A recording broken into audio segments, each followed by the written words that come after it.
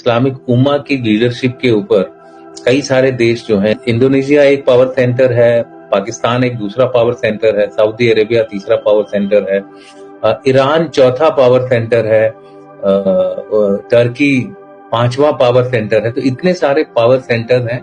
Basically power centres कैसे बनते हैं? पावर सेंटर्स बनते हैं आपकी मिलिट्री माइट पर और आपकी जो है सॉफ्ट पावर यानी कि कल्चरल रीच पर। लेकिन पाकिस्तान ये समझता है कि उसके पास सब कुछ है, उसके पास एक अच्छी खासी इस्लामिक पॉपुलेशन है, डेमोग्राफी है, उसके पास न्यूक्लियर बॉम्ब है जो कि किसी भी इस्लामिक नेशन के पास नहीं है, नॉट इवन टर्की के पास भी नहीं है। बट पाकिस्तान है न्यूक्लियर पावर, पाकिस्तान के पास डेमोग्राफिक पावर है, पाकिस्तान के पास एक अच्छी खासी 7 लाख की मिलिट्री है।